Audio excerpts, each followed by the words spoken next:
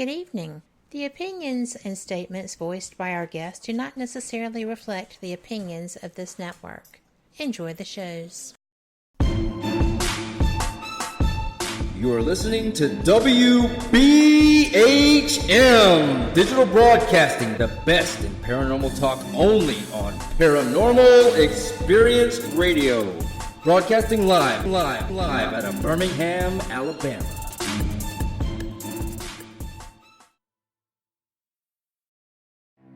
Headline edition, July 8, 1947. The Army Air Forces has announced that a flying disc has been found and is now in the possession of the Army. Army officers say the missile, found sometime last week, has been inspected at Roswell, New Mexico, and sent to Wright Field, Ohio, for further inspection. Now, historic films made in the spring of 1948 and just released show Eniwetok preparing for heavily guarded and still largely secret tests of new atomic weapons. The test's purpose is to measure atomic effects on thousands of different materials, 30,000 tons of them, not, as at Bikini, to prove military effectiveness.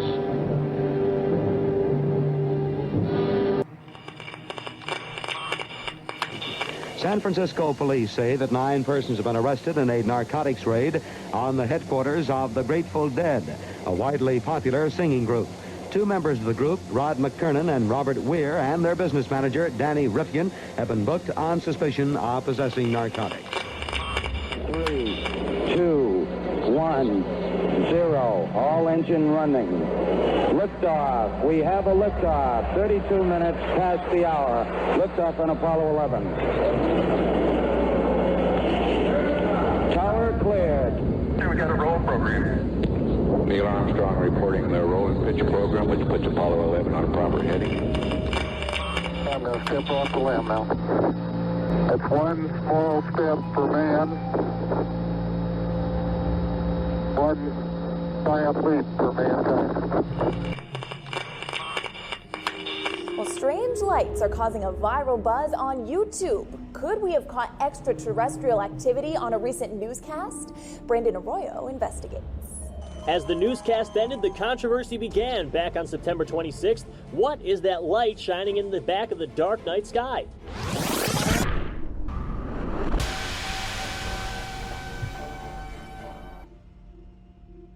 With coverage reaching all the way back to 1948, for over 70 years, Fate magazine has brought you reports of the strange and unknown, all of them true. Now, Fate Magazine Radio is carrying on that tradition of setting the standard in paranormal talk radio as we report and discuss some of the most mysterious and perplexing phenomena imaginable in this strange world of ours. Now, here is your host of Fate Magazine Radio, Kat Hobson.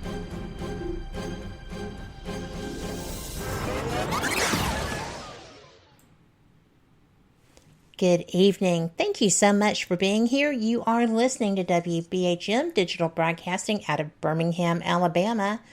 I am Kat Hobson, and this is Fate Mag Radio. I'm so glad you're here. We are going to have a fantastic discussion, not one, but 2. This is going to be just a really fantastic show because the diversity of information is going to blow you away. Our first guest is going to be Katherine Chiljan. Did I say that right, Katherine? Yay. And we are going to be discussing her book. She has more than one. I chose to focus on the Shakespeare Suppressed. And it's her primary. It's in its 2nd edition. And we are going to be finding out why it matters if the true Shakespeare, William Shakespeare, stood up or was not credited for his work, and what could have brought that about. So this is really going to be an interesting segment. I am so looking forward to it. Before we get started, I do want to let you know that I am so surprised by the lack of numbers in the Area 50, Storm Area 51. They can't stop us all. I'm not really surprised. I would not have gone there. But this is going to be the last night that we are going to be running our advertisements for that event, because you got to do it once, right? Just to say, y'all tried. Kudos to you for trying. And to the young men that were arrested days before, what were you thinking? That wasn't the right date. So I am going to welcome Katherine now. Thank you so much for being here.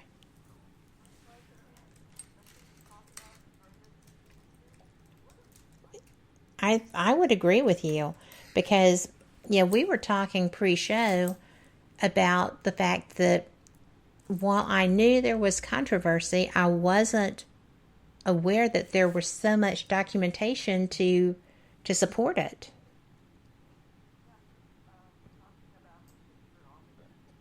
Yes.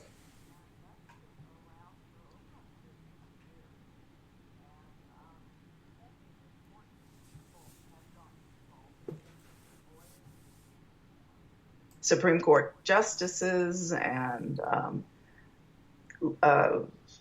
people in England, parliamentarians.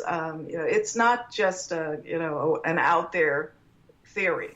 It has a lot of important supporters, including Mark Twain. Mark Twain was a pen name for Samuel Clemens. Yes. And he wrote a book about it, Is Shakespeare Dead? And this was in 1909. And it's pretty much a book that's ignored. All of both his other works are celebrated, but that one they never seem to talk about. But he called the case for the Stratford man, and what I mean by Stratford man, the person we attribute the works to. Supposedly he was born in Stratford-on-Avon. It's just a town north of London, about 90 miles north. And he called his case as the great author as like a reconstructed brontosaur, 9 bones and 600 barrels of plaster of Paris. So, oh my. And he was very much impressed by Shakespeare's legal knowledge. How did the great author acquire legal terms, such in-depth knowledge, when apparently there was no Shakespeare listed in their law schools, and we have those records. So where did he get that? And Mark Twain, I bring him up also because I'm a member of the Shakespeare Oxford Fellowship, and we have an annual conference. And this year it's October 17th to the 20th at the Mark Twain House and Museum in Hartford, Connecticut. So I would encourage, if anybody has, enjoys this podcast or radio show and is curious and lives nearby Hartford, they should go and visit and check us out and see the type of high quality research that we do. Well, the research is impeccable. Yes, I was quite surprised because, well, quite frankly, I was unaware that the archival methods were so strong, especially that far back. We're talking quite some time. And I was really, really very impressed with the tenacity that you and others have taken into researching this information. Yes. Well, when I talk to somebody who is new to this topic, what I'll ask them is, what do you know about Shakespeare? Can you, and I'll put it to you, Kat. Well, I know that I know his works. I know a lot of his works. I don't know everything. I know many of his sonnets. I know that he wrote like an educated person. And even in Old English, it's not so much that you can't recognize that. I was under the impression that he was born in Stratford on the Avon.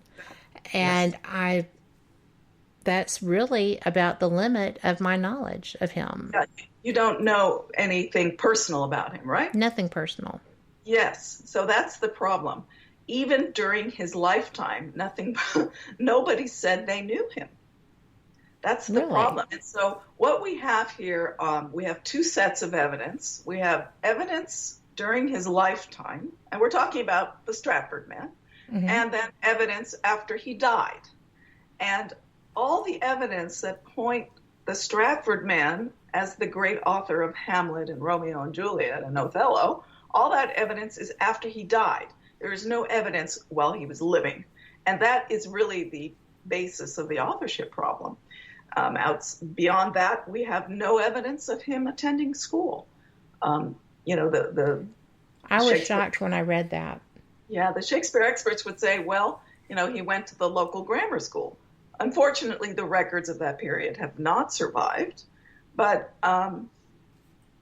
we also know that Shakespeare had a high knowledge of topics that were not taught at the grammar school. Like, for example, ancient Greek, or Italian, or astronomy, medicine, European geography, as we mentioned, the law, all these things, they're not taught. Rhetoric is another one. That was only taught at the university level.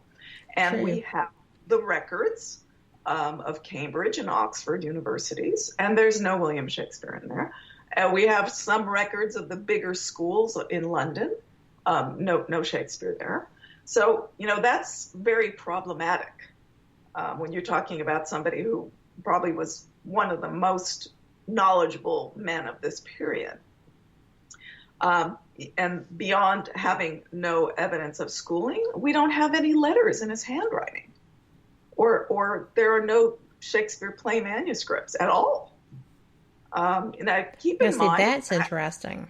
Yeah. Now, all right, it was 400 years ago, but we have millions of documents during that period. A lot of them are like legal documents, but there's also letters that people, just average people wrote to each other. Sometimes they're business letters, sometimes they're more personal letters. We have such things. They survive. We have diaries. Like we have a diary that survived by the man named, his last name is Pudsey. And it's a little diary. And he wrote little notes in there. And in there, he wrote actually some of his favorite phrases from Shakespeare. Can you believe it? And this is interesting. The time that Shakespeare was alive. And yet we don't have any such diary for the great author himself, Well, out of curiosity, or letters. Out of curiosity, as you come through and you realize these things, what do you have that makes you go, well, there could be a possibility, because I know that a lot of authors I know personally, and I'm sure you did this too, but when they begin to do their work, when they begin to plan their work, they are very involved in research. So it just seems that you would have found research notes of some type and the manuscripts if there were any available. Absolutely no play manuscript, not even a scrap, has survived of a Shakespeare play. That's unusual, right? A lot of plays were lost during this period, it's true, but there are examples here and there of play manuscripts. Suppose one of Shakespeare's contemporaries was Ben Jonson. He was another playwright, and we actually have a manuscript in his handwriting they call it a masque. It's like a play, but not exactly a play. But we have that in his handwriting. We have, some of the books that he was given that we know that are his. But no such books were listed in the Stratford man's will. No theater shares, no play manuscripts. Now, keep in mind that when the Stratford man died in 1616, about 20 Shakespeare plays had never been in print. So that means he had the manuscripts, but he had no mention of them in his will. And, that's odd. Now, this man actually was named William Shakespeare. Yes. That was his true name. But actually, yes, he was born William Shakespeare. But that's an interesting thing in itself. If you look at the documents related to him, like legal documents where he's, part of a lawsuit or a deposition, we have some of those. He spelled his name pretty much with a short A, S-H-A-K-S-P-E-R, S-H-A-C-K-S-P-E-R, S-H-A-X-P-E-R, Shakespeare. So I think he really pronounced it Shakespeare. Back then they wrote things phonetically. Mm-hmm. I think in only one or two cases was his name spelled as we know it, the great author. And it was not spelled that way in his last will and testament. So, presumably he knew how his name was spelled. One would hope, yeah. One would think. What actually started your quest? What was your impetus to get going with this? Well, I knew about this over 30 years ago. I saw a debate on television on William F. Buckley's firing line. Mm-hmm. And it was a debate between a Shakespeare professor from a prominent university, and he was debating Charlton Ogburn, who in 1984 wrote a book called The Mysterious William Shakespeare, which is a wonderful book. And he was a Harvard graduate and a well-known writer in his own right. And they were debating, who really wrote Shakespeare. Was it the Stratford man, which the professor was vouching for, or was it the 17th Earl of Oxford, who is my candidate now? And all I could see, I knew nothing about this, by the way, and all I saw was one man making point after point total sense for the Earl of Oxford being the great author, and the other man, the professor, all he could do was call him names. That's a great debate tactic. Exactly. No one ever. Yeah. So, that means you've conceded in a way if all you can do is, hurl names. So I thought there was a great disconnect here. And so I read the man's book, and it just bit me. I just thought it was the most important thing in the world to tell people about it. And many years later, I saw an interview with a Shakespeare professor, a very prominent one. It was on C-SPAN, Bookspan, mm-hmm. and people from all over the country were asking him questions. And one of them asked him about the authorship question. And by this time, I had been into it for many, many years. And he like his face screwed up, and he said, "Oh, those people," meaning people like me. Treating us with total disrespect and disdain. And I thought to myself, what makes him so confident in his man? There's no evidence for the Stratford man to being the great author. And so that's when I decided, that's it. I'm going to do my own book. I'm going to see what really is the evidence for the Stratford man and, focus on him. And mostly I was focusing on the Earl of Oxford. But I really got into the Stratford man's case and just saw right off the bat, it's all posthumous evidence, all evidence after he died, and which is conducive to a hoax, which is what this was. Well, we've only got a minute before we get a break, but when we come back, I would like, if you could, to just kind of, because I know that a lot of our listeners are not going to be familiar with this. Yes. I would like it, if you could, when we come back, to share some of that posthumous evidence. And I'd also like it if you could explain to them about the 17th Earl of Oxford. And yes. I do know that he was well-traveled, well-educated, the perfect candidate to have done these writings, and someone that you feel very strongly did. So yes. I would love to get into that just a little bit when we come back. And we're going... Go ahead. No, I would be very happy to. Yes. Thank you. Well, I am just thrilled. I'm having so much fun with this, but we will be right back, and y'all just enjoy it.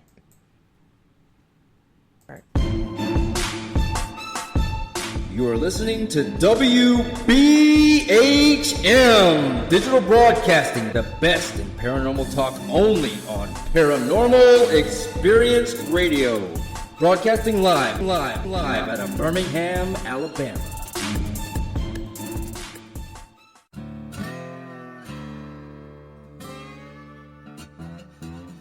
Oh, come on. I'm Southern, but... nope. That'll do. Hello. I am Kat Hobson, host of Paranormal Experience here on WBHM Digital Broadcasting out of Birmingham, Alabama. I enjoy having guests from all areas of the paranormal, from ghosts to ufology to cryptids and beyond. You'll find some of the best researchers in their fields bringing you some great information. Join me on Wednesday nights from 8 to 10 p. Eastern here on WBHM Digital Broadcasting. To the believer, the evidence is overwhelming. To the skeptic, there will never be enough. Hello everyone. Join Kevin and Jennifer Malik, the host of Paraversal Universe, every Friday here on WBHM Digital Broadcasting. Also heard on WCET-FM and The Rift. Log on or tune in as they check out the mysteries found within the 8 categories of the unknown and unexplained, including ghosts and haunted places, aliens and UFOs, theology and mythology, cryptids and monsters, urban legends and folklore, conspiracies, metaphysics, and forbidden archaeology. Listen as Kevin and Jennifer interview the top minds in their respective fields as they share theories and information regarding these unsolved mysteries. For future show and archive information, one can find Paraversal Universe on Facebook, Twitter, and MeWe under various Paraversal Universe headings. So, for excellent talk radio about the unknown and unexplained, check out Paraversal Universe, where all paranormal perspectives apply. Brought to you by the Northern Wisconsin Paranormal Society, Ltd., and produced by WBHM-DB.com. Thank you for listening to WBHM Digital Broadcasting out of Birmingham, Alabama. The time is 23 minutes after the hour. We are back. Thank you so much for joining us here on WBHM Digital Broadcasting. I am enjoying my conversation greatly with Katherine, and I hope you are too, because I'm learning things, and I know y'all are. So, Katherine, when we left, we were going to come back and discuss some of the aspects that do give you pause and why you feel that this 7th Earl of Oxford is the one, and the posthumous evidence as well. Where would you like to start with that? Well, let me just throw out here that, beyond the no evidence of schooling or letters or manuscripts, no payments to him as a writer or as an actor. There were no encounters between the Queen and Queen Elizabeth I or King James, who succeeded her.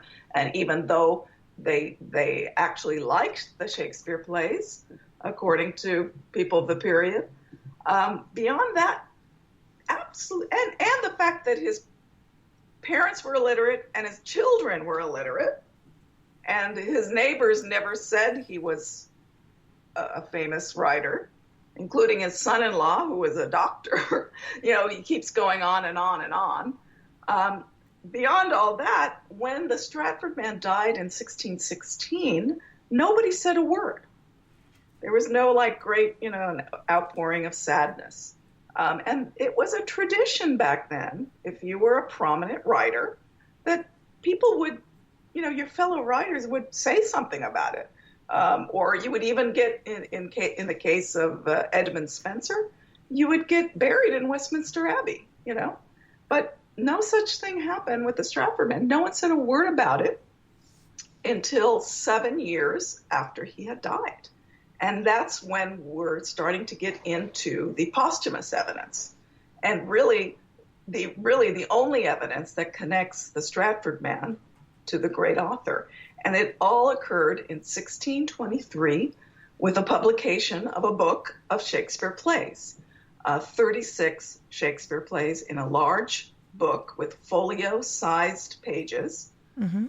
It's called Shakespeare's First Folio. The real title is Master William Shakespeare's Comedies, Histories, and Tragedies, okay? And when you open this book, you see that very famous black and white engraving of Shakespeare with the big forehead and the kind of the weird hair. And it's in this book, in the opening pages, where we have tributes to Shakespeare, the great author, okay?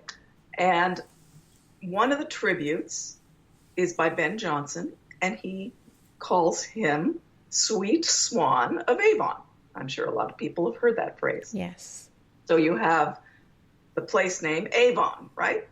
And then another poet a few pages later, in another tribute to Shakespeare, mentions Shakespeare's Stratford Monument. That phrase, Stratford Monument, okay? So you have Avon on one page and Stratford Monument on another, and you put them together and you have Stratford-on-Avon. And there was a town called Stratford-on-Avon, and there was a monument to Shakespeare in it. Now the problem is that this monument, we have documentary evidence that the monument was not to a writer. If you look at the monument today, if you Google Stratford Monument, you're going to see a man with a big forehead and holding a pen and paper. But documentary evidence around 1634 shows a different monument. A man holding a sack, not a pen and paper, and a man with kind of a long beard and a drooping mustache. Yet the current monument is a man with an upturned mustache. So it's very obvious that the monument got changed. So anyway, the point is, yes, there was a monument to Shakespeare, but it had been changed. Okay. There were many towns called Stratford. I think there's maybe more than 17 with the word Stratford in it. Nowhere in these opening pages is there a reference to Stratford-on-Avon, that whole phrase. So, it was merely a suggestion, a hint that the great author came from Stratford-on-Avon. But as we mentioned before, the town didn't recognize it for over 100 years. His neighbors didn't recognize. Nobody, even the man himself, never said he was a writer. Well, let me ask you, what would be the motivation for someone to allow this man to have full credit for their body of work? Yes, that's a huge question, and that's what I try to answer in my book, Shakespeare Suppressed, in the last 2 chapters. Really, what it boils down to, there were 2 people named William Shakespeare who were involved in the theater in the same period. One was a Stratford man. He really was. He was really, in my opinion, a financier. He was, loaning money to acting companies to help them, with their expenses before they got paid. And then there was another man named William Shakespeare, which was a pen name. Okay. Half the time that the name was printed, it had a hyphen between Shake and Spear, which is an indication of a made-up name. Spear shaking, like jousting. Right. Or as a warlike action. So it was really a pen name, and contemporaries of this period hinted that it was a pen name, okay? I think many knew this. But for some reason, they wanted to put the authorship away from the man using the pen name, who was a nobleman, in my opinion, the 17th Earl of Oxford, and put it on somebody with no connections to the court. Because if you re-examine the Shakespeare plays, they're really, in some cases, commentaries of the Queen and her court. That's true. And also Shakespeare's sonnets. Many of the sonnets give tributes to a beautiful young man who was a nobleman. And there are hints that this young man may have been a prince, may have been a child of Queen Elizabeth. So it gets a little political. And if you put a human being behind the pen with a man whose name was similar, then you're going to decontextualize the Shakespeare poems and plays. And I think that's what was going on. That was, to me, the prime motivation. Okay. So basically just a CYA kind of a moment due to the political environment that they were writing in. Yes. Okay. And yeah. You see, if the world knew that the great author was the Earl of Oxford, a courtier, the Queen's favorite, very close to her, then you're going to start to look at the plays in a different light. And like, for example, you mentioned Hamlet I did. During the break, that one of your favorite plays. Well, beyond being really the life of the Earl of Oxford, there's a little bit of lampooning going on.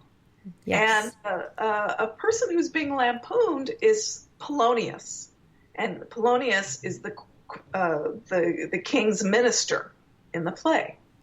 Well, many historians have pointed out that this was really a lampooning of a real historical personage, the top minister of Queen Elizabeth I, who was William Cecil, Lord Burleigh. And, it wasn't a flattering portrayal. And, somebody of power like that would not want it to be known that he was being lampooned like that. I mean, that's just one instance. There are other instances. For example, Richard III. He was a hunchbacked villain. Well, many people of this period associated this hunchbacked villain with Lord Burleigh's son, Robert Cecil, who also became a top minister. And he had a hunchback. He had a curvature of the spine. He was very short. So, here you have another kind of a political association. And, as in today, it can be a hot topic. And that would be, again, a reason to try and decontextualize these plays. And that's to me, the tragedy. Not only is it an injustice that the true author is not getting credit, but we're missing out on all the history that's in these plays because we have the wrong man. That is quite interesting. And when we were talking before the show, you were concerned about him having credit for his work, and I was like, perhaps he chose not to. And it sounds to be the case a bit, doesn't it? That he was trying to protect or diffuse the situation somewhat. Yes, it's true. You're right. While he was alive, now, again, the Earl of Oxford, the 17th Earl of Oxford, he is the real author of the Shakespeare works. And he, of course, was from one of the oldest families in England, very close to Queen Elizabeth. When he was in his early 20s, he was one of her top favorites. He was also a jouster. He was a spear shaker, and he won 2 tournaments, and the Queen gave him a prize for these. During this period, if you were someone of that high status, there was a social code. You do not write plays or get too involved in creative writing. That is sort of déclassé. It's not something you do. You should be a minister to the Queen. You should be a general. You should be a counselor. You should, you should be a diplomat. That is your proper place, not hanging around in the theater. So I think that, it was a social code. During his lifetime, he didn't want to talk about it. He didn't want others to know about it. However, after he died, he should have gotten credit. I think he even expected it. But that was not the case. And that's the whole crux of the authorship question, why he didn't get credit. Now, we can make a perfect example with Sir Philip Sidney. He was a contemporary 16th century poet. He was a courtier. He had higher status.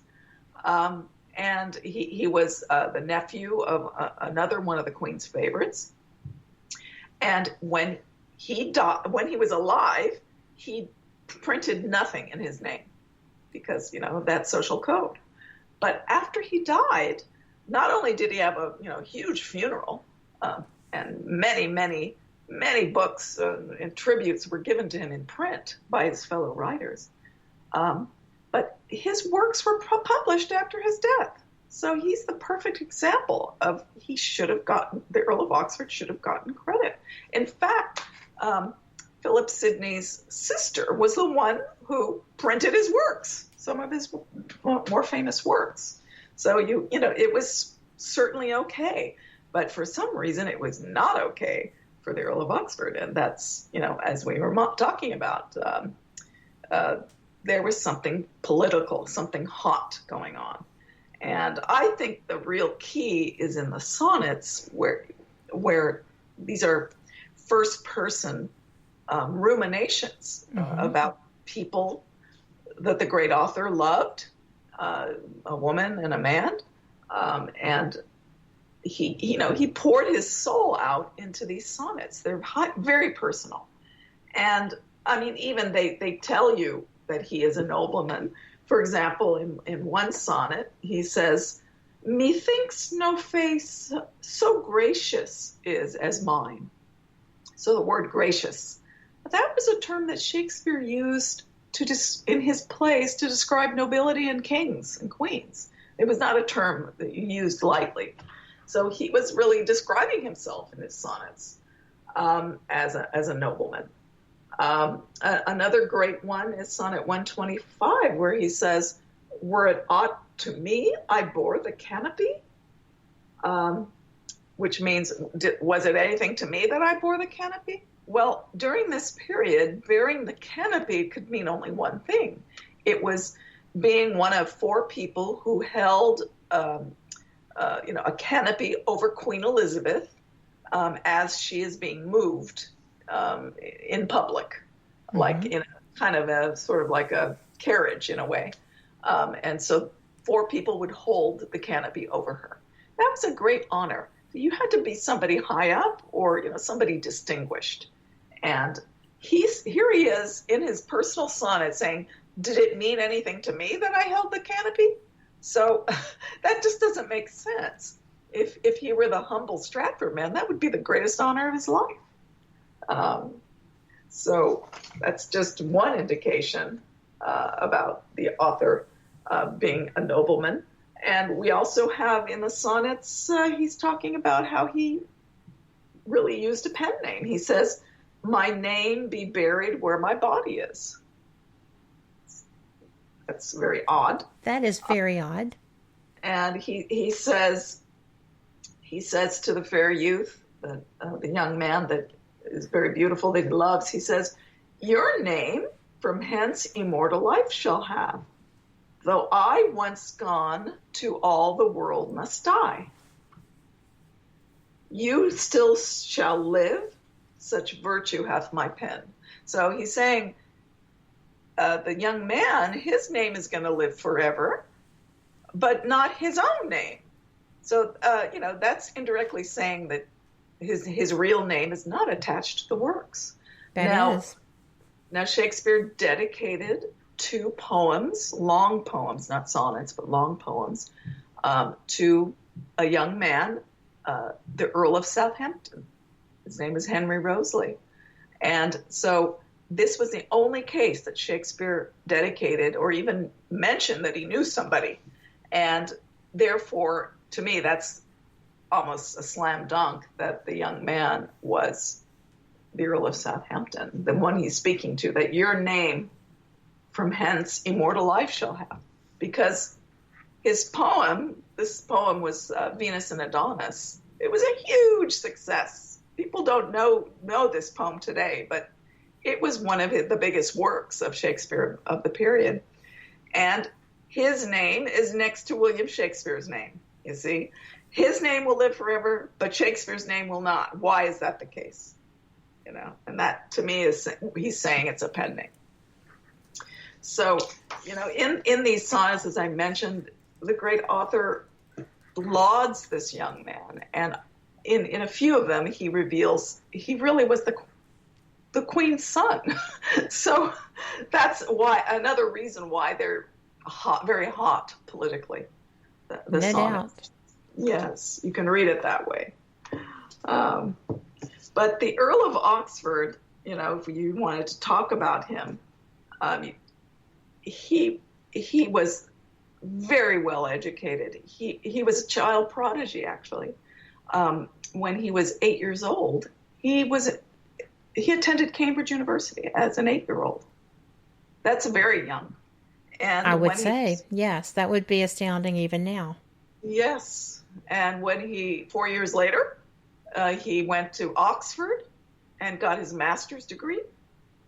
And thereafter, he attended law school for a few years.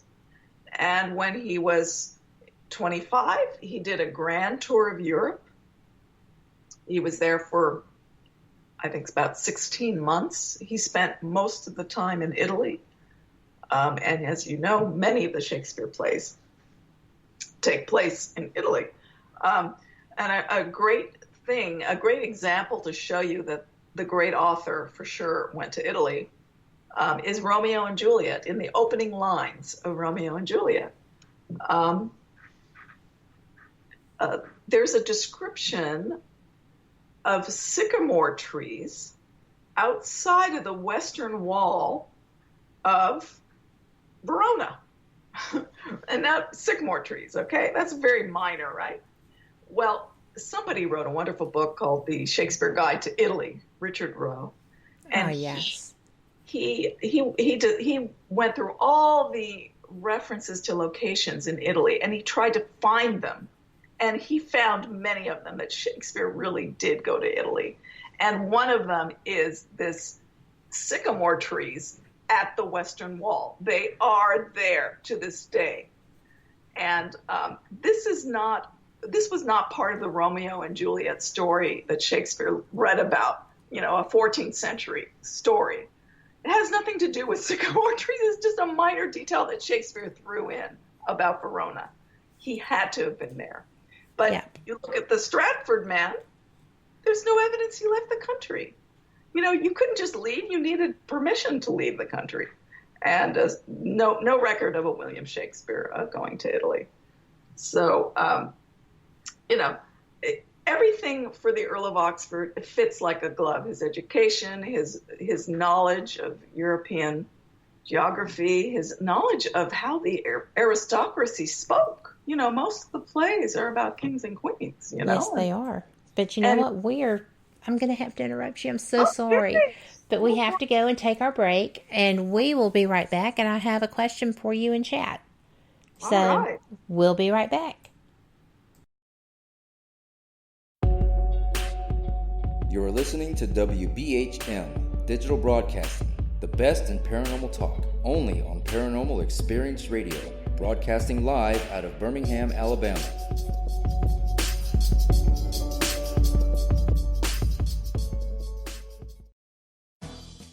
In today's breaking news, over 1.8 million people have signed a petition that is circulating throughout social media and online, pledging to raid Area 51 in hopes of freeing any extraterrestrials that could be on site. Also seeking full disclosure from the U.S. government. Could anything actually come of this? What could be the outcome? Find out on our continuing coverage at 9 p.m. here on WBHM-DB Action News.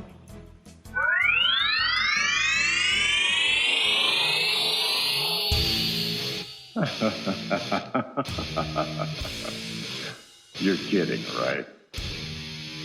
Most of those people couldn't rate a refrigerator if it weren't for it having a light in there. How about this? For some real information that you could use, instead of the other, sources, stay here where you are, on WBHM-DB, Birmingham, Alabama. Abnormal Alabama presents Crypticon October 25th and 26th at the Board in the Wharf, Orange Beach. Bigfoot, the paranormal, authors and speakers, vendors, and your chance to experience the Psychomantheum. There'll be a costume contest and much, much more. October 25th and 26th at the Board in the Wharf, Orange Beach. Get more info, directions, and tickets available now at abnormalalabama.com. That's abnormalalabama.com. Thank you for listening to WBHM Digital Broadcasting out of Birmingham, Alabama. The time is 45 minutes after the hour. Welcome back. You are listening to Fate Mag Radio here on WBHM Digital Broadcasting. And Katherine, I am so glad you're here. We are into our final segment, and I have a question for you from chat, and that is, what was your take when Hollywood tried to cover this subject in the movie Anonymous? Yes, that was good. It helped get the issue out there. Even though I know what was going on, I had a hard time following it. But my take on it is, it kind of was a fancy. It touched on main points. It showed the Stratford man being involved in the theater but not being the author, and it showed the Earl of Oxford as the author, kind of watching from afar. I don't really think that was accurate in that sense. Because I don't think he went to public theaters, really.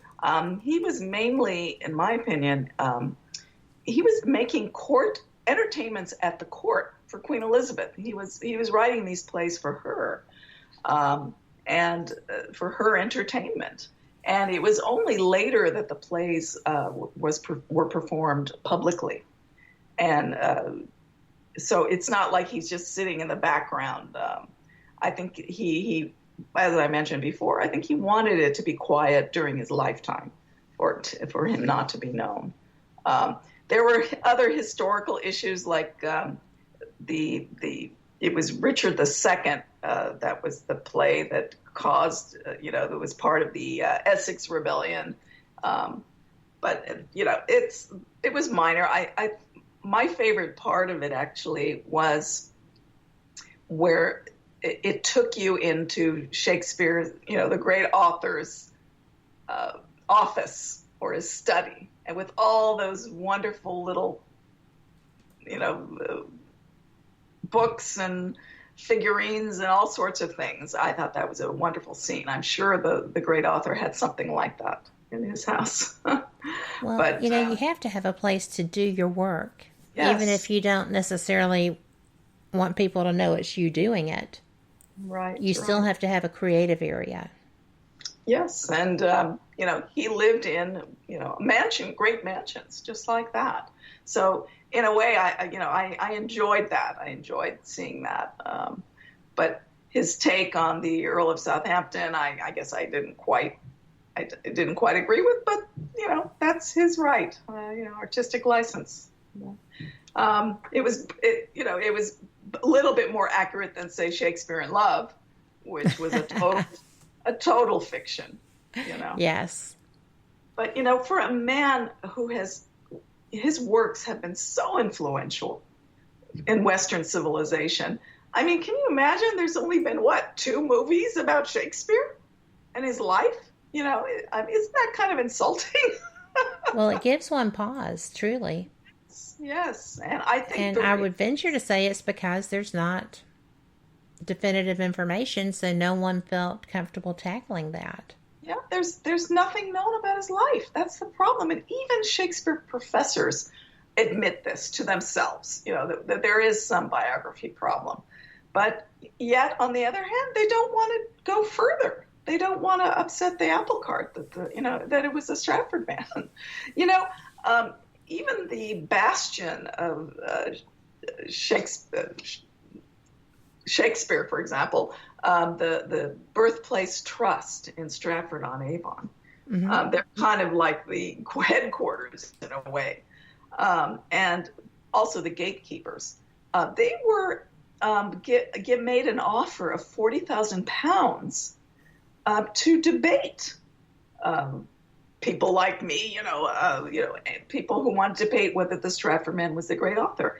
And it was the people, if you go to the website doubtaboutwill.org, you can read about this yourself, the organization that wanted to make a donation just to have a trial, a court trial. And they wouldn't even accept it. And yet they're a public charity, and they should have, but they wouldn't. The point is, they're not even confident enough to appear in a debate about their own man, their own candidate, the Stratford man. So that kind of tells you something. I mean, that's my conclusion. Well, what were the odds of the Earl of Oxford knowing William Shakespeare? That's a very good question, and I do think that he knew him. I think he knew who he was, but I don't think he was a front man at all. If you look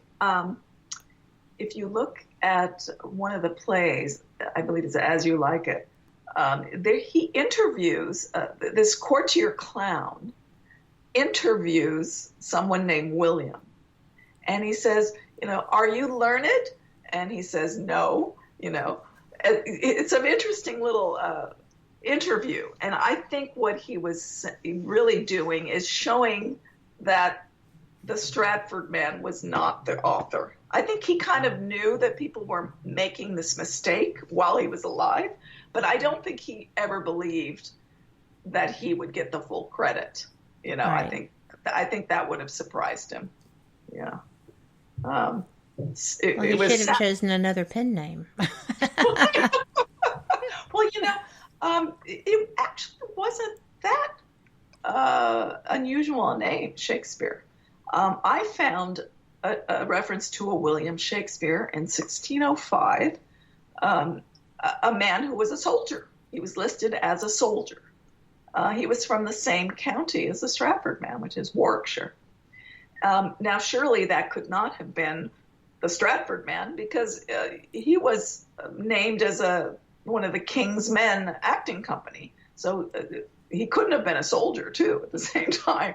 So, here is somebody with the same name. So it really was not that unusual a name. But, there were two William Shakespeares, just like, for example, there were two poets with the name John Davies who lived at the same time. And today, even scholars are not sure which is which, who wrote what for John Davies. So it's not really that unusual that this could have happened. And pen names were very prevalent during this period. They weren't names like William Shakespeare. Some of them were kind of more Latin type names, because Latin and Greek classics were being studied. They were all the rage. But I mean, the Earl of Oxford was a spear shaker. He was a jouster. Why shouldn't he use that name? And when you look at Hamlet, that's really the life story of the Earl of Oxford. So if listeners are inspired by this show, they may want to open up Hamlet and take a look at his description. Who is Hamlet? He is a university student. He's a nobleman. He's a courtier. He's a traveler. He killed somebody. He patronized an acting company. He was on a ship that got attacked by pirates, and everything was stolen, and he barely escaped with his life. he was in love with the Queen's minister. All of this applies to the Earl of Oxford, There you go. When the Earl of Oxford came back on his way home from Europe, and he's crossing the channel in his boat, and pirates attacked the boat and took all of his possessions. And he had purchased, I think, a lot of clothing and art and all sorts of things. All of it was gone, and he was stripped down to his underwear, I think. And he barely survived. So, there's so many parallels here. And the Earl of Oxford married Lord Burleigh, who was the Queen's married the daughter of Lord Burleigh. So there's another parallel. It's just too close. And that's just one play. There are other plays, too, that echo the same thing. Well, that is just fascinating. But, I'm going to get it out and read it tonight. All right. Just because. But, we've got about 4 minutes left, and I would love for you to let people know, the dates for your conference again in Hartford, as well as how to find you and your work. Yes. Would you like to share? Of course. Well, the Shakespeare Oxford Fellowship, the conference is October 17th to 20th, which is next month, at the Mark Twain House and Museum in Hartford, Connecticut. So I won't be there, unfortunately, but if people are interested in this topic and are in the area, I really encourage you to go and take a look and chat with us and see some of our work. I have a website, shakespearesuppressed.com, and you can, buy a copy of my book there or on Amazon. And my book, it's over 400 pages, and it has over 600 footnotes. It's a research book, and it's something I think that every library should have. So if you don't want to buy it for yourself, go to your public library and give them the ISBN number, which is on my website, and have them order it. My passion is to get the word out to everybody. One of the greatest writers who ever lived is being deprived of, the mantle of being the great Shakespeare. And we, the people who love Shakespeare, who love the plays, love to read them, are being denied the true biography, his true biography. And you are going to love him and be far more interested in him than anyone would today without knowing. I still think it's interesting that he covered so well to have not covered it all, right? Yes. I mean, there's so much that absolutely applies to the Earl of Oxford, and yet he covered his tracks too well. Well, listen to this quote of in the year 1640. This was after the Earl of Oxford died, after the Stratford man died, after the book, the first folio, came out. Somebody wrote a little verse to Shakespeare, and it says, "Shakespeare, we must be silent in thy praise." Imagine, that's a generation after he lived. Why? And that's really actually was the beginning of the authorship question, in my opinion, in 1640. I would agree. People were being silent. They had to be silent. And yet, if you hear the quote, Shakespeare, we must be silent in thy praise, he is saying the word Shakespeare. But see, Shakespeare's real name was not Shakespeare. Shakespeare was a pen name, you see. He's being silent by not saying he's the Earl of Oxford. He's not allowed to say that. That's what this anonymous author was saying. And you know what? That's fairly tragic. Yes. So, yes. Well, we are out of time. I have had the best time with this conversation, and we are going to definitely get back together because there's so much more information that you could share to support this. Yes. What you shared was pretty great. I'm not dissing that whatsoever, but I have had a great time with you, Katherine. Thank you. So have I. Very enjoyable conversation. Thank you. Well, I'll look forward to following up. And we are going to pause for our top of the hour news break. You know, you never know. Maybe there's a little good news out there somewhere. Let's look for it. We'll see you on the flip side. Live from NPR News in Washington, I'm Windsor Johnston. President Trump is speaking alongside the Prime Minister of Australia in Ohio tonight. The two leaders are cutting the ribbon on an Australian-owned facility in Wapakoneta that produces paper products and shipping materials. The head of the House Intelligence Committee is calling on President Trump to release the transcript of a phone call he had with the president of Ukraine this summer. NPR's Jim Howard reports Trump continues to deny any wrongdoing during the call, but says he did talk about former Vice President Joe Biden and his son Hunter. Trump says he told the Ukrainian president, quote, "We don't want our people like Vice President Biden and his son contributing to the corruption already in Ukraine."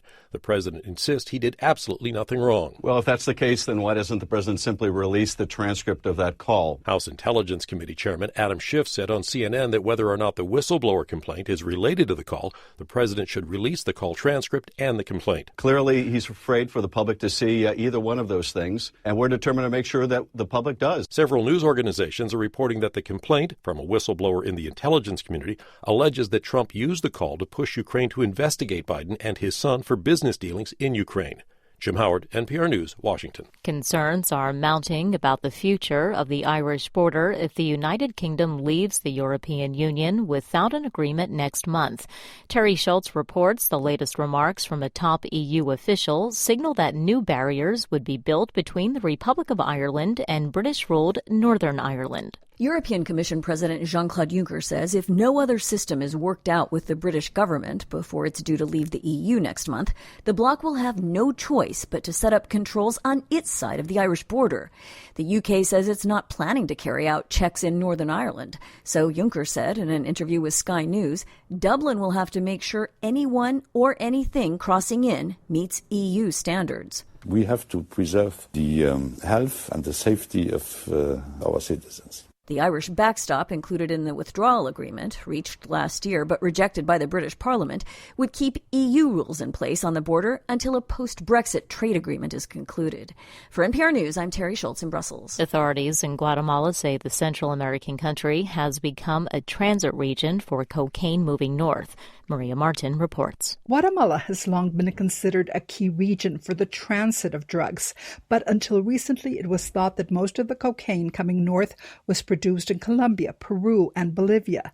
Now Guatemalan officials say 3 cocaine-producing laboratories have been discovered since the country declared a state of siege in some regions. Analysts have long warned that drug cartels exert power over politics in Guatemala. That's Maria Martin reporting. This is NPR News from Washington. The annual Emmy Awards will be held tonight in Los Angeles. HBO's fantasy saga, Game of Thrones, has earned the most nominations of any television outlet. But NPR's Eric Degan says there are also several upstart programs that might score surprise wins. HBO's hit fantasy show Game of Thrones is expected to win its 4th Emmy as Best Drama Series, despite fan complaints over how its final season ended this year. And its political satire Veep is favored for a 4th win as Best Comedy Series, featuring star Julia Louis-Dreyfus, who's poised to win an 8th Emmy Award as Best Comedy Actress. But the Amazon shows Fleabag and The Marvelous Mrs. Maisel are also strong contenders as Best Comedy Series, while AMC's Better Call Saul and FX's Pose bring competition in the drama category. Winners will be announced in Los Angeles at the 71st Primetime Emmy Awards, which will have no host for the first time in 16 years. Eric Deggans, NPR News. The Baltimore Symphony Orchestra and the Musicians Union have reached a tentative agreement on a 1-year contract. NPR's Amy Held reports the deal, which still needs to be ratified, would end a weeks-long standoff. For 14 weeks, the cash-strapped symphony has sat silent as the players' union and management negotiate a new contract. Now, they may have struck the right note. Details of the deal will be released once it's ratified by both parties, with a vote set for Monday. The goal? For the musicians to put down their picket signs and pick up their instruments in time for the season's opening concert scheduled for Friday. NPR's Amy Held reporting. This is NPR News. Hello there. Welcome back to Fate Mag Radio. I am Kat Hobson, your host, and my second hour guest is somebody that I am so enthused to be speaking with because his information is stuff that I did not even know existed. I bet there's a lot of people like that. But Rick Osmon has done so much research through the Ohio Valley, and he's an author. He is a member of the Ancient Artifact Preservation Society, and they do have an event coming up in October, and he's going to tell you about that. He is the author of Graves of the Golden Bear, Ancient Fortresses and Monuments of the Ohio Valley. And Rick, I'm going to go ahead and bring you in here, if you don't mind, because we've only got an hour, and this information, there's a lot to cover. And I am so excited to be learning with you. Well, from you. But well, with me is good too. Yeah. Okay. I never something, even when I'm trying to explain something to somebody else, sometimes it's just like, wow, why didn't I see that before? Right. The best way to be sure you know it is teaching it. Yeah. Kind of how I got into this whole thing, to encapsulate it for you and the audience. When I was a teenager, there were a couple old guys in my hometown that kept talking about these ancient fortresses that stretched all the way across the state of Indiana. And they told me where the anchor points were. At Merrim, Indiana on the Wabash, and at Charlestown, Indiana on the Ohio. And that there were 10 or 12, depending on which of the old geezers I was talking about, that spanned that entire stretch. I have not found 10 or 12. I have, however, counting the two that I already knew about from them, I have found 6. So to put it interestingly, I was introduced to the first one after the initial 2 anchor forts by an article I had put in Ancient American Magazine, and a reader sent me correspondence saying, you might want to come over here and look at my place. And I did. And it was pretty impressive. It's compelling that it is certainly artificial in nature. The age and whatnot are kind of mysterious. However, after I got to studying all these about how these 3 places might interact, one day I put a ruler across them on the map, and they all 3 lined up almost perfectly.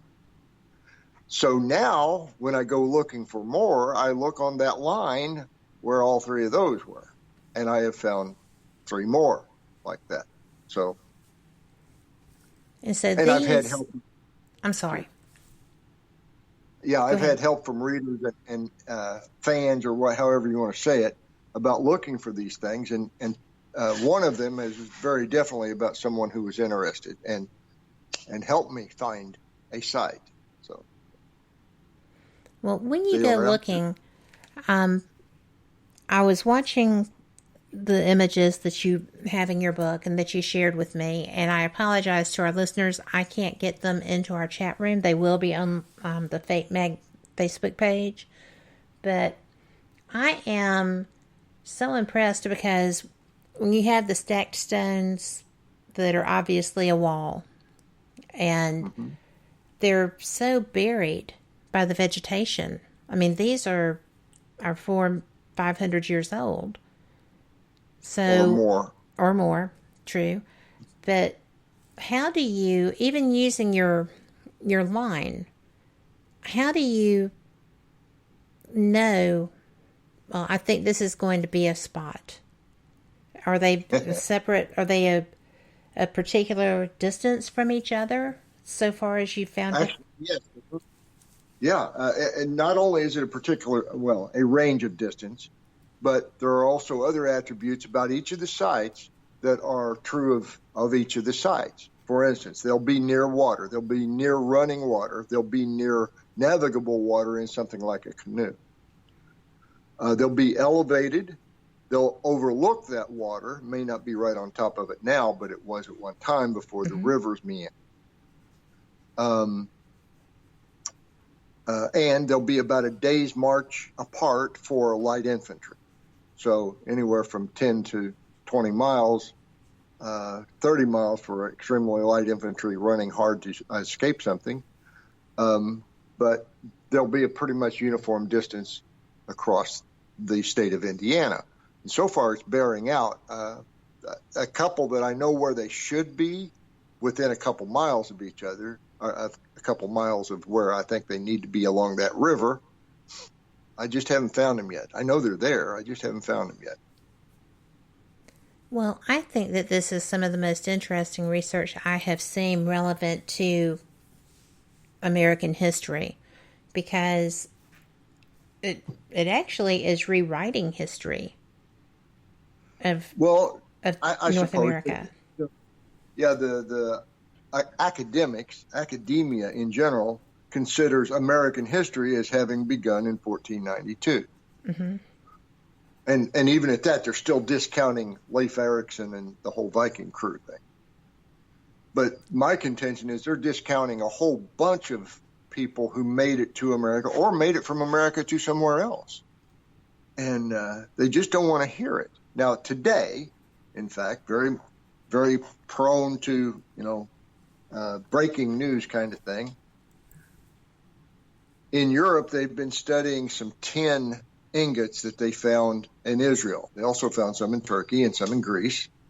But that tin was mined in Cornwall, England. And the ingots were found in place from 3,100 years ago. So there was an extensive and sophisticated trade route that was from outside the gates of Hercules to the Far Eastern Med. So they were navigating, maybe they went shoreline, maybe they didn't. Maybe they just navigated. There's other evidence of that.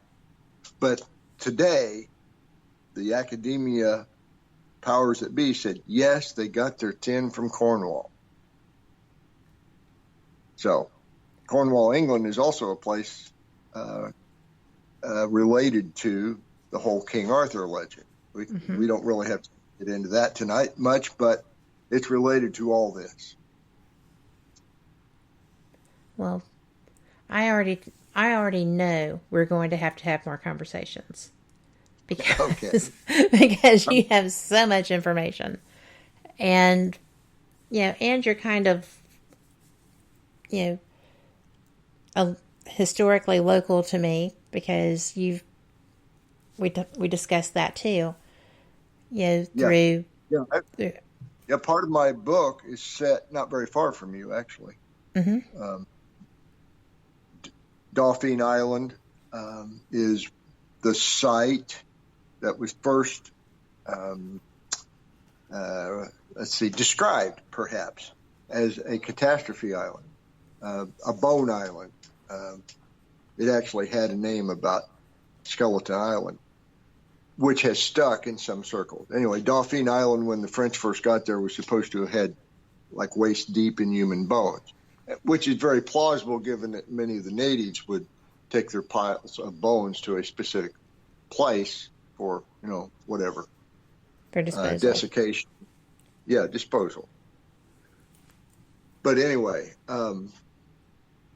that's also where some scholars think that Prince Madoc of Wales came ashore after a big catastrophe drove him across the Atlantic Ocean. So Dauphine Island, Alabama, has some place in my book. And so does Mobile Island, and so does a few others out through there. Isle of Statues, they all show up in the first chapters of my book. Mm-hmm. Well, I am just... The first time I saw that photo that had, Fort Gaines behind you, I was like, oh, wait. We need to talk. But which is on Dauphine Island, or Dauphine Island. But, yes, I am... Yeah, the first fort built by the French was also on Dauphine Island, but it was further west than Fort Gaines is. The day I went out there, it was threatening hurricane, and I couldn't really go further out. So no, you didn't need to. But I have been down there when we were coming out of a watch into a warning, and I'm just like, No, I've sat through a tropical storm. That was plenty. But enough. So I would like to get back to your book. I diverted you. We don't have enough time on this particular show. We're going to have to do this again. But when you were looking at these forts and you've been through all these places, you started with the Marin Bluff or Fort Astalon. And then the other one that you had to start off with was the Devil's Backbone. And that was 1799? Well, the first written mention of it was 1799. It was known, certainly it was known to other early explorers, but for some reason they didn't want to talk about it. And I in the book later on, I explain why I think that is. Right. But yeah, the Devil's Backbone, also known as 14 Mile Creek, Rose Island, a few other names over the years. 1799, George Rogers Clark wrote a description of it for someone who had written a letter and asking the question. And he had in his reply, the story that he was told by Chief Cornstalk, who was a Potawatomi chief, a Piankashaw chief here in Indiana. And he told George Rogers Clark that the fort had been built by a red-haired, blue-eyed, tall, pain-in-the-ass group of people that called themselves Welsh. So I'm paraphrasing, but not a lot. Not a lot. And that's more or less what Rogers Clark relayed to his correspondent. And George Rogers Clark knew his stone fortresses too, because he had been in a couple of them before during the Revolutionary War. Also, Rose Island or 14 Mile Creek had been surveyed by the Indiana state geologist. His name was Edward T. Cox, and his assistant was William W. Borden. And both those men were qualified geologists. Archaeologists, not so much, but they sure knew how to draw a cross-section of a hill. So they made pretty detailed drawings of Devil's Backbone, including where the mounds were and all the features that they could really get. Now, their surveying equipment apparently was not up to par that day because they got some things off, but their relationship and ratios of height to width and depth are probably pretty darn good. So those drawings exist, and they existed in 1869. Then in 1902, the Smithsonian dispatched a geologist, an archaeologist, to go there and see what he thought of it. And he said, I don't see anything that looks like a fort. All I see is where somebody's been gouging in the rocks for quarrying, which was probably true at that point, because all of the stone that had been piled up as fortification was taken out and used to make a cofferdam to build a railroad bridge across the Ohio between Jeffersonville, Indiana, and Louisville, Kentucky. So when folk got there to do his report for the Smithsonian, there was nothing there. Well, they just missed a few. They just missed a few little things that Lee Pennington and I are still recovering. But. Okay, because I know that you do have ways of documenting that. Yes. So. Yes, indeed. And thank you, Google Earth, by the way. I tell you what, that is a neat little thing, isn't it? Yes, it is. I recently been using LiDAR, that some of it's available online for free, to augment some of my searches. I'll be talking about that in great detail in Harris, Michigan here in, 2 weeks? In 2 weeks. It's October 4th, 5th, and 6th, isn't it? It is. And I am wrapping up the Saturday session, so that basically I'm wrapping up the full day sessions. And then the following day, they have, I think, 3 or 4 speakers on Sunday, including our hosts, the Potawatomi Heritage Center, and some other natives that are part and parcel of AAPS. Excuse me. Well, so Saturday night, I'm going to have to interrupt you just a second because we have to take a break, but we will be right back as quick as we can. So y'all come back too.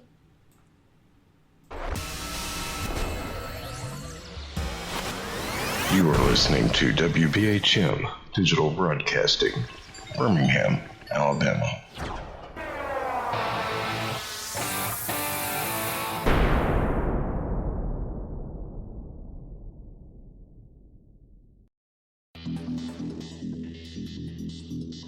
Several U.S. presidents are on record talking about the UFO mystery. Yeah, Presidents Jimmy Carter, Ronald Reagan both had UFO sightings of their own, but the current presidential campaign might be the first in which UFO disclosure has been championed by a major party candidate. DIA, CIA, it moves around, is operating a program to train psychic spies to spy and use their powers against Russia. John Ronson writes about this in The Men Who Stare at Goats.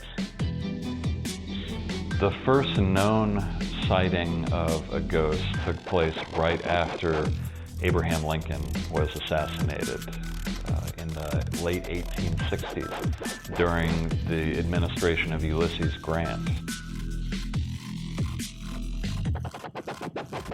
Project Paperclip, Clinton releases it all in 1998. Possibly the unequal cooling of its surface. I say, do you still think it's a meteor, Professor? I don't know what to think. The metal casing is definitely extraterrestrial. It's a place where UFO hunters and scientists gather to examine paranormal activity in the region. Some of the documents, this is bringing Nazi scientists into the United States to work here. So we fought against the Nazis, and it's not, this again is not a revelation. As early as 1947, 1946, we knew some of this, right? On the paranormal, will we see U.S. President Barack Obama's foreign policy go intergalactic in a quest for gold stolen by aliens? We'll tell you at least how the White House responded to claims the chief executive has been teleporting to Mars. So let's get to today's Capitol account. UFOs, hauntings, psychic abilities, conspiracy, ESP, cryptozoology.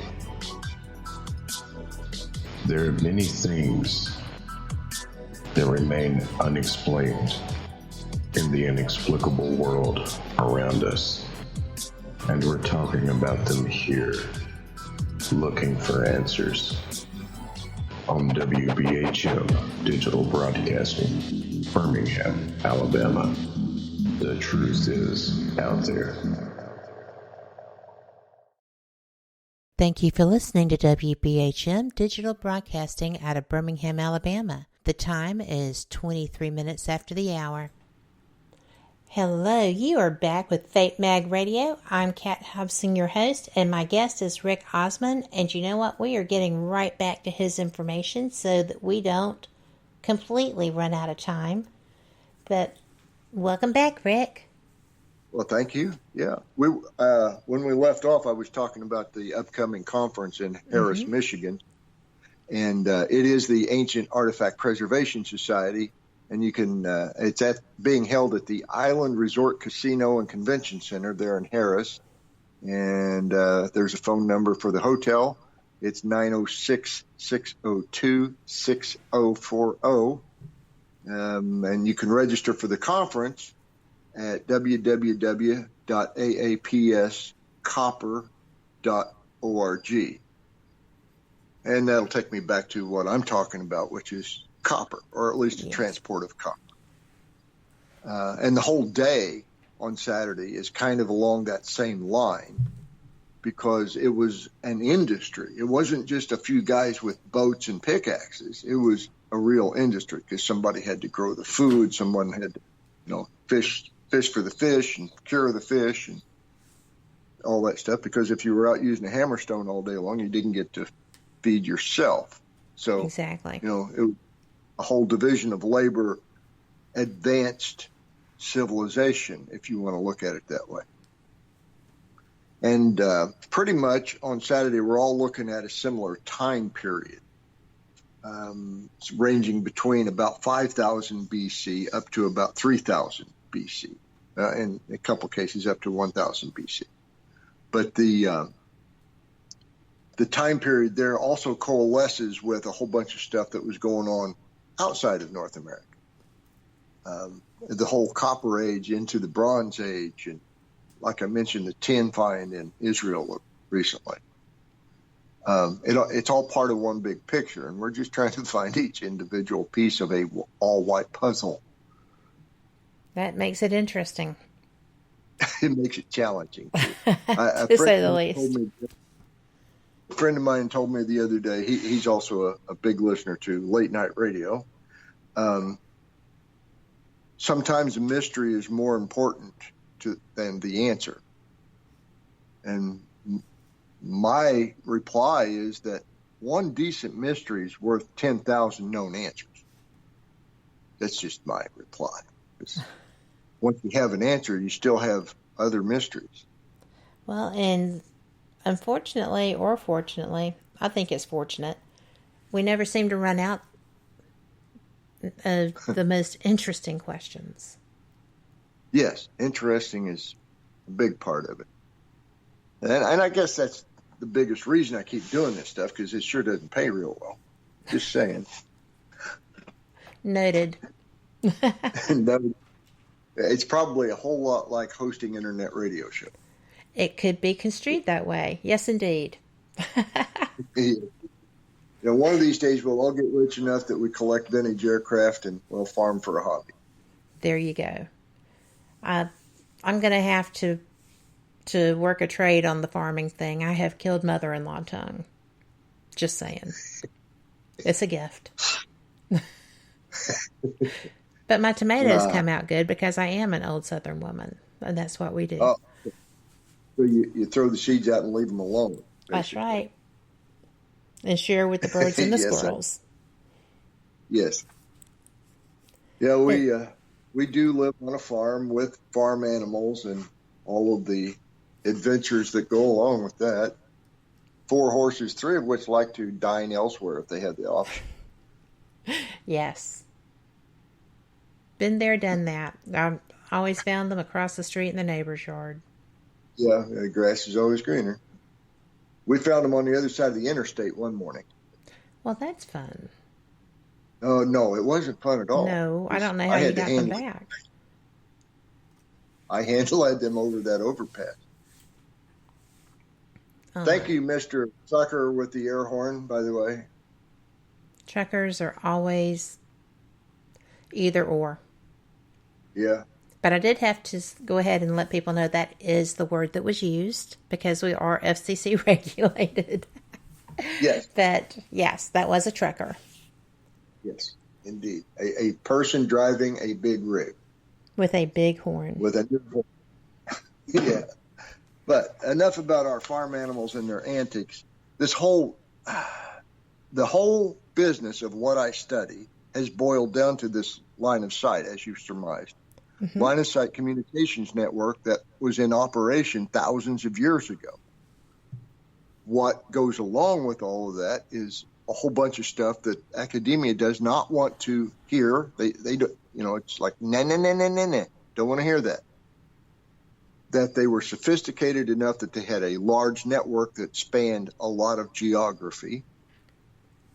That implied that they also had a written language or some kind of a way of conveying a spoken language via flashes of light, which is another whole level of sophistication. And they did this partly in support of a trade network that spanned a continent, maybe 2, maybe even 3, who knows, but we're still working on that one. And that the transport of those goods was by water over very great distances. And there are enough bits of evidence to prove that point. For instance, there are 36 different containers that would be clay pots of a very specific design. They're all very, very similar in appearance. Not quite like they were all stamped out. Yes, just exactly like they were all stamped out. And their contents was all the same. And this was tested by a chemical lab to find the contents. And all of these vessels contained a version of cocoa, one that is an alcoholic beverage. And it was used throughout the Mississippian Empire. I'm not going to back away from that use of word. And it was all produced in South America to Central America. It was not produced in North America at all. Now, on top of that, as an alcoholic beverage, in those containers, it's a perishable goods. So the transportation had to be rapid enough to get it there in 3 or 4 weeks. So it had to come, at the very least, from the Yucatan Peninsula into the North American continent within 2 to 3 weeks for it to be nice and fresh and good to drink.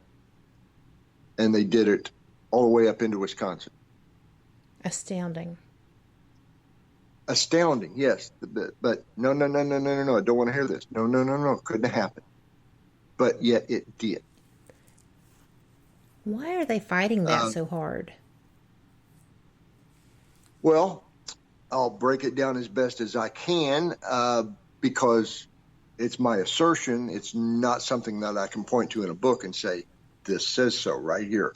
No, it has to do with the whole manifest destiny of the United States to control all the land from coast to coast.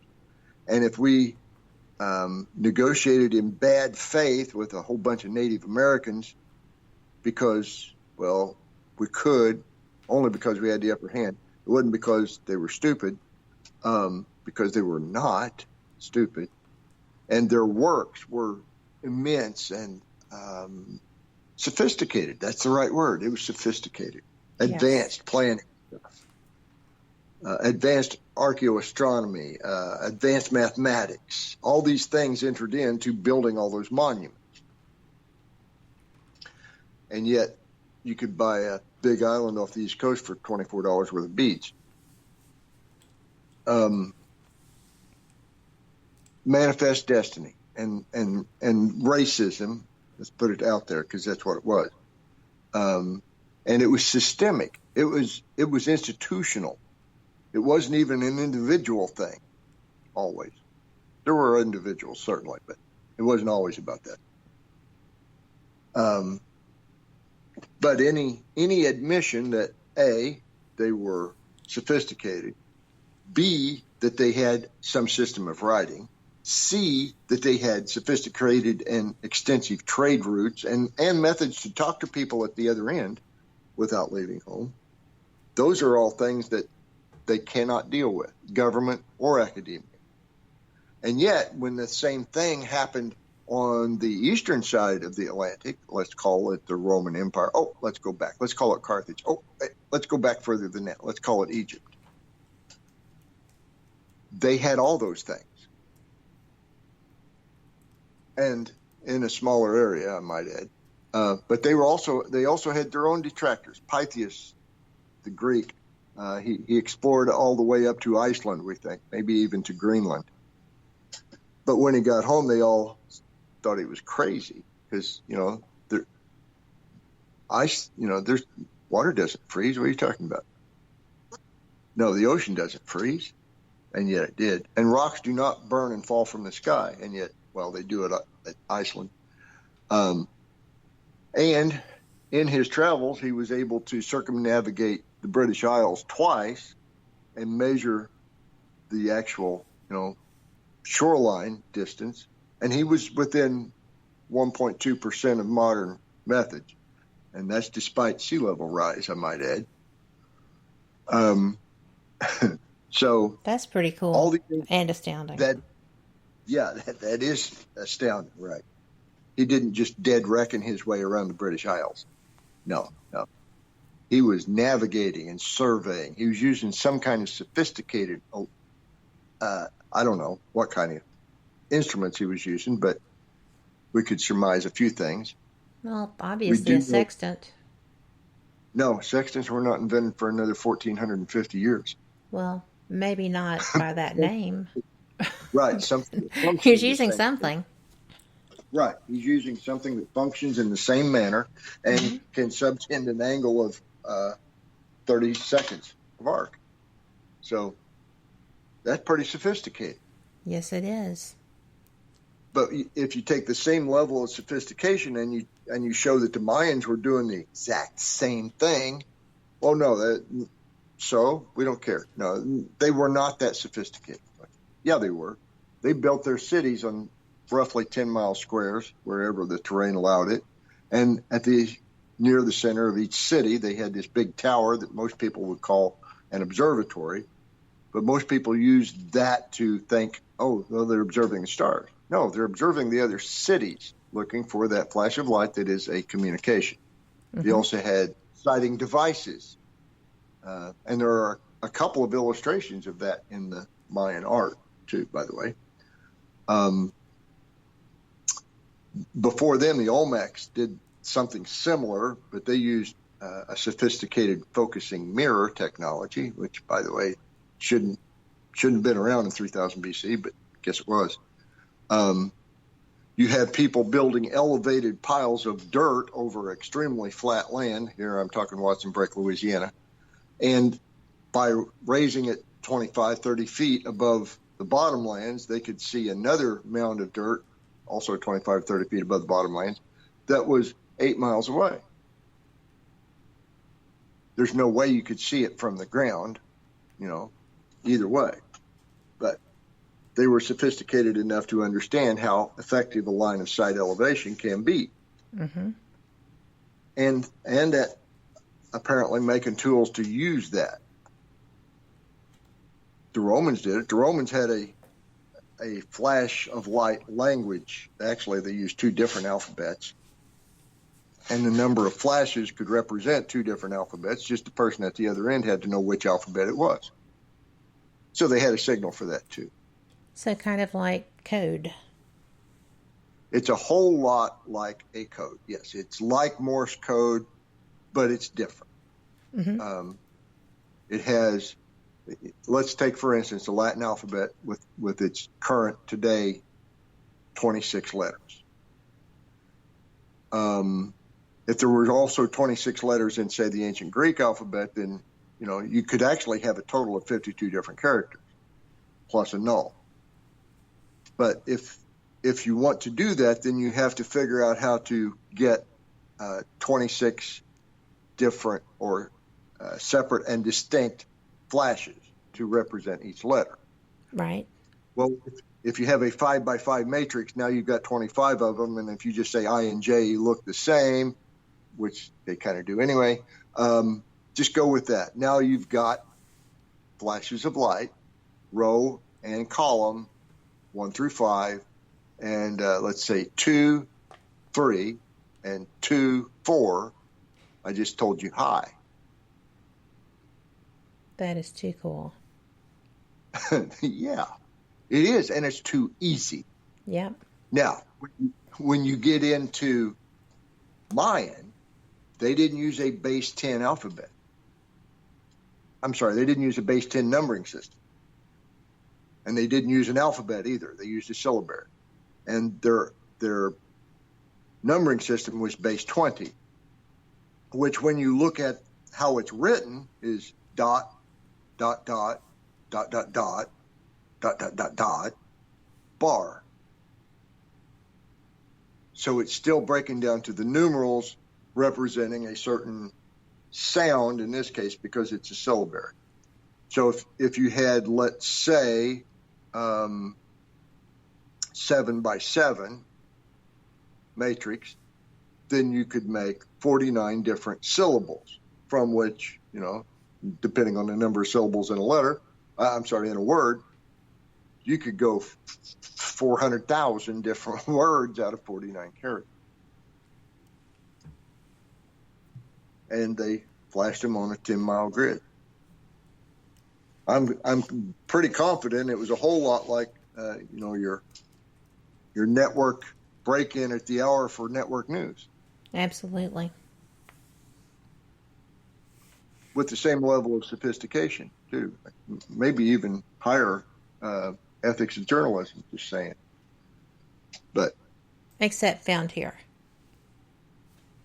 I'm sorry? I said except for those found here. Teasing. Yes, at this particular station, we're all good. But this is astounding. It is, and it even astounds me every time I think about it. Along with the fortresses along the Ohio Valley, there were also, in many cases, stone towers made specifically as lookout towers that could talk to each other. And I only know of, the base of one such tower is still there, but they've all been knocked down or they've all fallen down. To my knowledge, none of them stand today. Well, I need to ask you something about this. Sure. Initially, when these people were being discussed, not Native Americans, but the people that were the Welsh, then, these people if they came from Wales, then they were coming from a fairly sophisticated environment there too for that period, and then interacting with the Mississippians and other indigenous people who were also sophisticated. And I know that it did not end well for the Welsh, but it's just fascinating to me that they were able to integrate these systems. For the most part, it seems that they were integrating with similar processes. In a very limited way, it's pretty darn impressive. But I don't think the Welsh were the first ones to get here and be recognized as such, because some of the Native American tales also tell of older visitors that others, and many people, interpret as Roman or at least Roman era, and stretching back even much further into Egyptian times. And that's tales derived from both sides of the Atlantic, or both sides of the Pacific, as the case may be.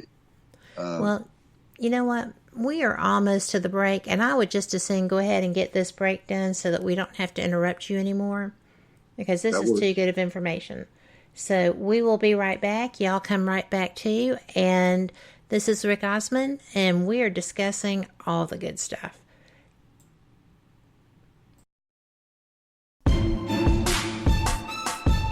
You are listening to WBHM Digital Broadcasting, the best in paranormal talk, only on Paranormal Experience Radio. Broadcasting live out of Birmingham, Alabama.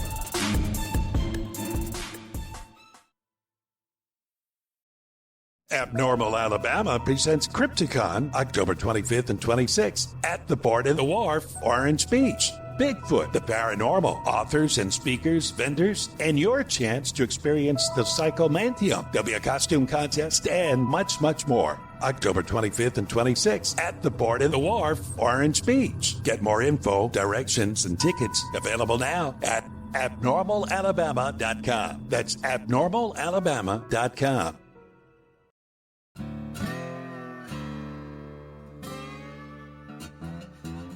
Oh, come on. I'm Southern, but... nope. That'll do. Hello, I am Kat Hobson, host of Paranormal Experience here on WBHM Digital Broadcasting out of Birmingham, Alabama. I enjoy having guests from all areas of the paranormal, from ghosts to ufology to cryptids and beyond. You'll find some of the best researchers in their fields bringing you some great information. Join me on Wednesday nights from 8 to 10 p. Eastern here on WBHM Digital Broadcasting.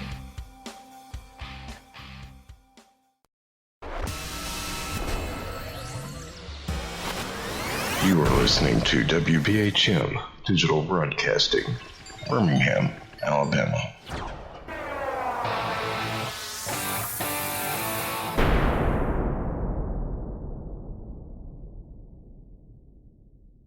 Thank you for listening to WBHM Digital Broadcasting out of Birmingham, Alabama. The time is 45 minutes after the hour.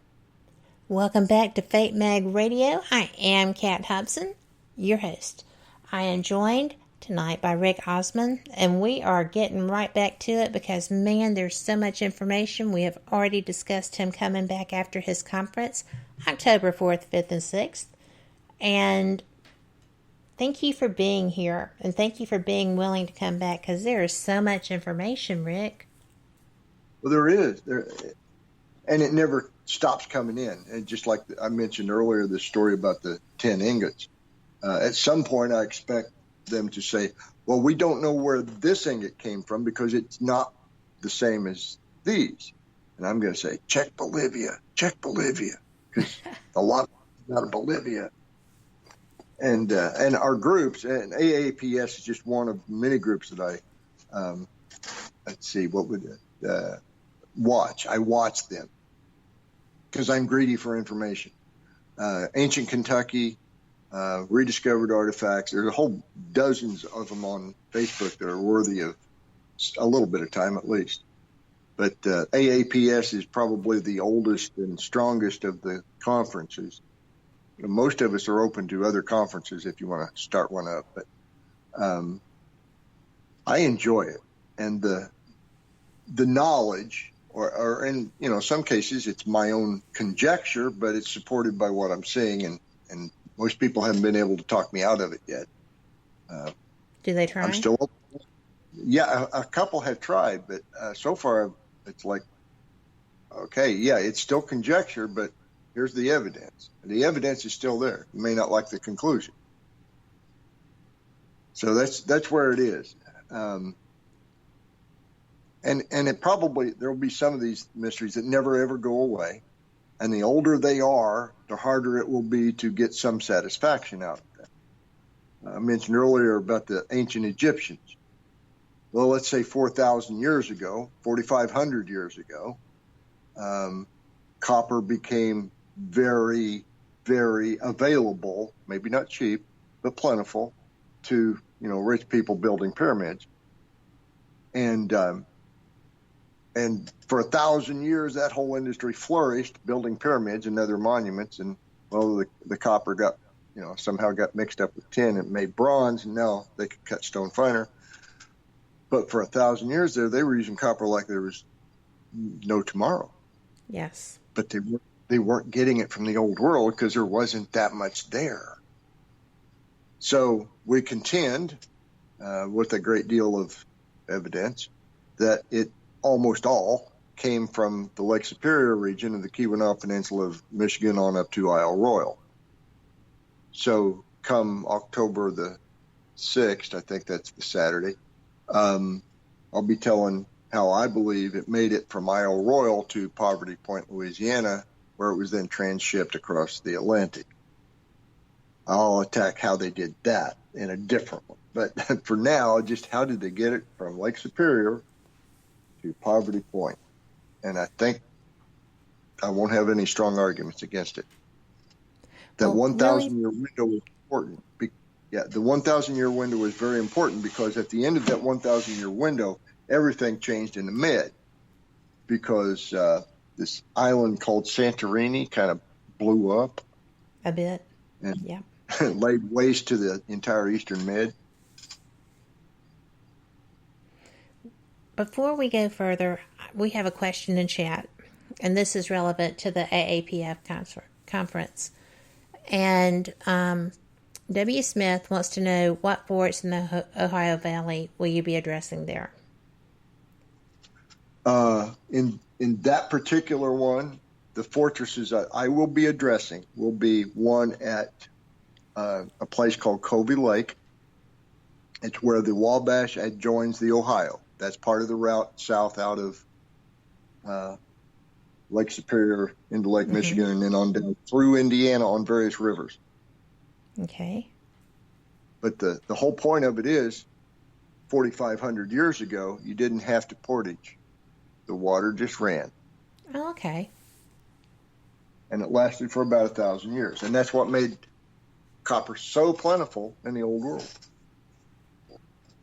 And the whole timeline's pretty cool, too, because, with the glaciers receding at a very specific and well-known time, and then when they come off of both the Keweenaw Peninsula and then off Isle Royal was the beginning of the Copper Age. And the Bronze Age kicks in and runs for about 1,000 years. Anyway, it fits in right nice with that whole let's build a pyramid thing. Yep. Love when a plan comes together.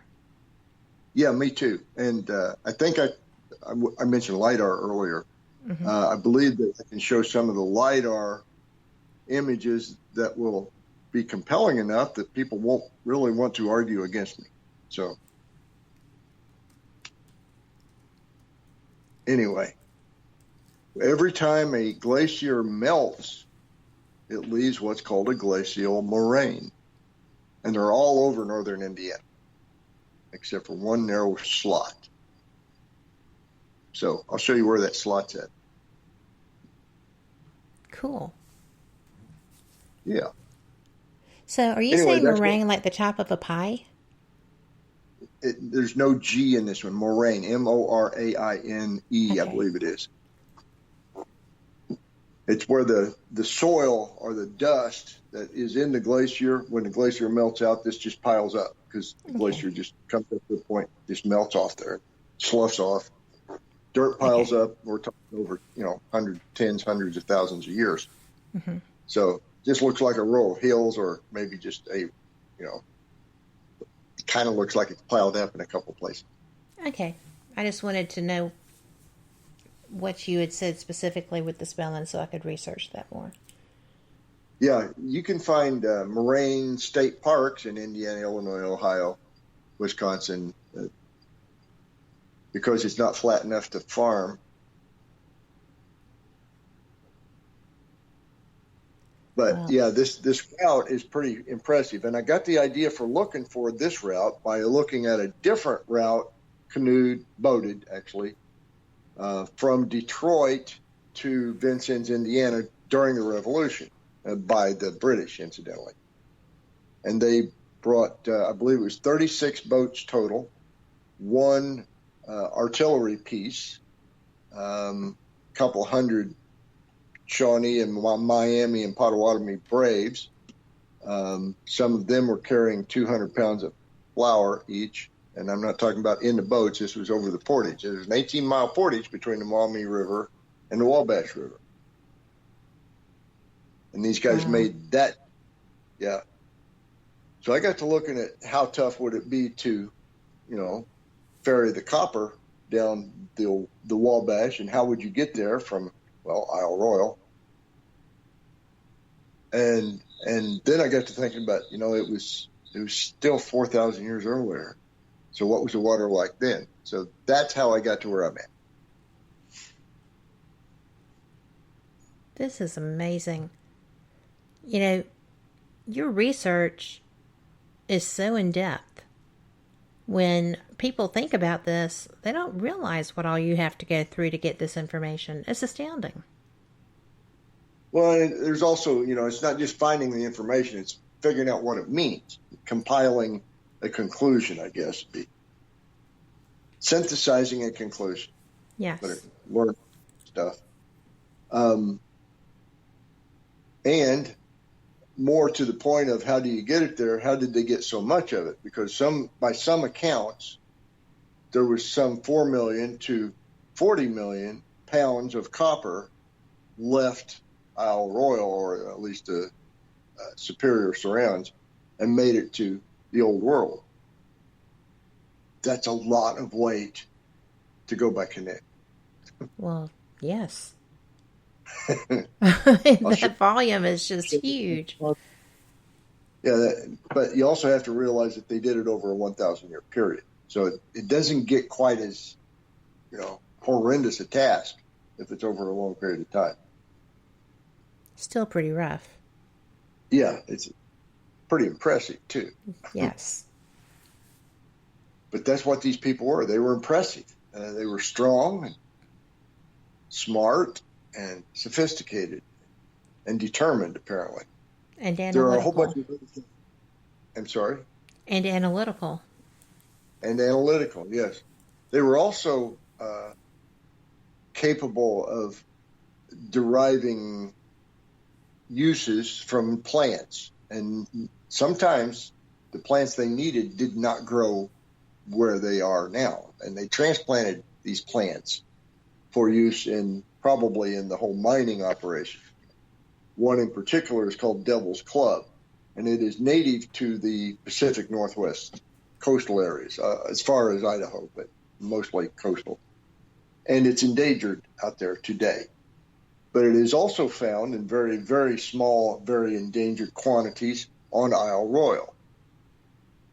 Now, this stuff is pretty good. It has, I believe it's 56 different claims of treatment for everything ranging from cancer on up to eczema and rheumatoid arthritis that goes with eczema. Wow. But most important and 36 of those have been clinically tested and supported. Most importantly to this particular batch of research, it is considered an aid to adapting to climate. It's an adaptogen, so it can help you adapt to cold climates. And if you've ever seen something above the 45th parallel, like, Isle Royal, in the middle of the largest freshwater body in the world, when it freezes 20 feet thick on the ice, you might need some of that stuff. Their mining, their mining period by the year was probably like a month and a half. So they were an industrious bunch for a month and a half to get out 40 million pounds of copper. They also ate a lot, apparently. One of the other speeches on Saturday is about the gardens that were all over Michigan, which would be where they'd have to be. You got to pack up your supplies to go out there for your month and a half, and you got to get it all at once. So they had to grow it. They had to grow it all right there, and they had sophisticated stuff going on for the gardening too, or commercial plowing, commercial farming. He did an earlier version of his research presentation last year, and I was astounded. It's amazing stuff. And what he's done is very similar to what I do, but just concentrating in a different area. Do you know what? You've got 2 minutes. And I need you to tell people how to find you, because it's amazing. And for everyone listening, this is Rick, Osmon, Rick Osmon. Yes. And he is, I know y'all are knocked out by him because I am, and my note pages are just covered with the things I'm going to be going back and researching. So let people know how to find you, Rick. Sure. I am on Facebook as Rick Osmon. I'm also as a Graves of the Golden Bear. And that's Graves, Graves. Yes. Another page on there is called the Oopa Loopa Cafe, which is my old show. Mm-hmm. Coming back. Yep. And ancientamerica.com, which is separate from ancientamericanmagazine.com, but you can get to me either way. So, there I am. Thank you so much. I have been... Thank you. I can't wait till you come back. This is definitely so much information. And I know that people listening have probably been taking notes as we were going along too, and so we will all be a little bit more well-versed when you come back. All right, And the book's on Amazon. Yes, it is. I've already posted your link and your blurb in the event, but I will make sure that people see that again. And I thank you. You are just a font of information, and this has been fantastic. Well, let's do it again soon. We will. Thank you.